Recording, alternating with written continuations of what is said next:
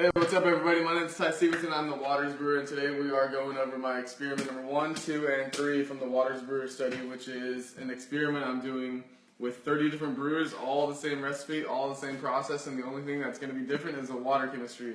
So for my first experiment over here, we have 22.5 grams of gypsum added to distilled water. Over here we got all distilled water, no minerals.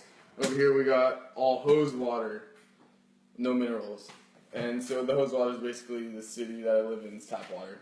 And it's super, like, I've done some research on it, and it's super high in alkalinity and hardness. And alkalinity is not good, but the high hardness for an IPA would be okay, but I think it might turn out a little weird. But yeah, let's try it. If you want to, here, you can zoom in a little bit over here on the colors and everything. So, little lighter, little lighter. This one's a little darker. And that's just what it is. So, okay. And they're all bottle conditioned, so that should tell you a little bit about that. They're just all bottle conditioned.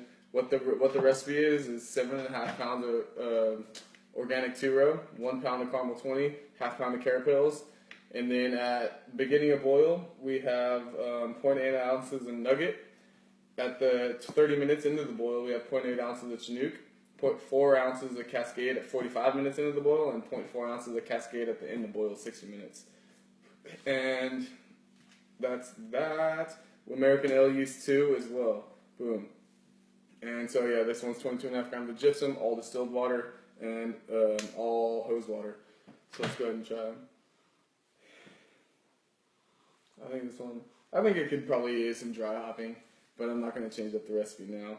It is what it is. It does need a little bit more smell, but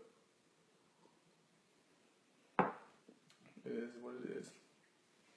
And this one, it's pretty clear. I can see through it.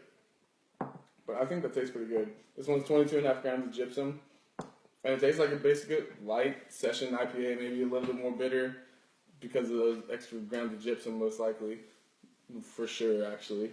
But, yeah, it tastes pretty good. I like it. I would definitely drink that at a bar or at a brewery or yeah, at my home, whatever.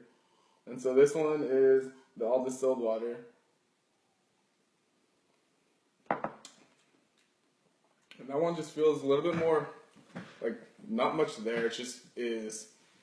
And, I don't know. I think it might kind of be pretty dull because there wasn't the minerals for the yeast to eat to ferment out very well. Like, there wasn't much health in there because the yeast do use the nutrients that are in water to ferment out well, ferment all the way.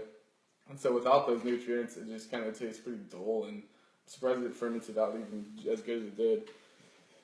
And yeah, this is experiment number 3. This is all hose water. And I think, so I've had a little problem with these short stubby bottles. When I'll go to caps, sometimes the caps just don't go on all the way, but when I have used these long necks, the caps do go on all the way, and it turns out good. So, I don't know, maybe I want to switch back over to the tall necks, the long necks. But anyways, this is a 5.25 alcohol percent right here, and it's same recipe, same process, all hose water. This is my first time opening the bottle. It's still pretty new. It's only been in the bottle for 13 days, 2 weeks ago Sunday. And yeah, that one tastes pretty good. It's still very young, pretty stringent still, and just like I kind of would expect from the tap water here.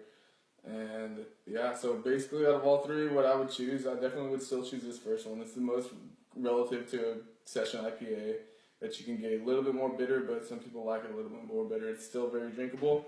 This one's a little bit more more darker, I would say. I wouldn't say more full-bodied. This one's also drinkable too. It's just a little bit different than that one. Whereas this one, it's definitely still super drinkable, but it needs to age out a little bit more, and maybe some more carbonation on a different bottle where the lid is actually on all the way. Frank said he stopped using the short style. You stopped it too, Frank? Yeah. I don't know, man. This is probably I don't know. I've been bottling these short ones for a while, and I just always get a little problem fucking when I'm going clamp. It doesn't clamp all the way, and I'm like, what the fuck, bro? And so I think I am going to continue to use these long necks because I like these a lot more. But yeah, that was that. Once again, my name is Ty Stevenson. I'm the Waters Brewer. If you want to follow along with what I'm doing, I will be doing the 4th experiment. I'm bottling it tomorrow morning, and I'm also bottling a brown ale that I brewed tomorrow morning. And then I'm brewing the 5th experiment in the Waters Brewer study tomorrow afternoon. I know the football game's on. I'm going to be watching it too, but I'm going to be brewing as well. But yeah, the 5th experiment, I'm going to be pretty much just doing the reciprocal of this 22.5 grams of gypsum first experiment batch. I will be doing 22.5 grams of calcium chloride in this 5th experiment tomorrow.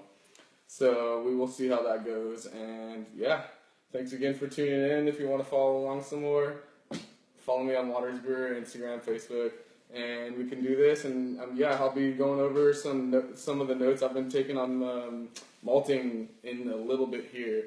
So if you'd like to tune in, head over to my Waters Brewer page, and we could have a little party. All right, guys. Thanks again. Take care. Bye.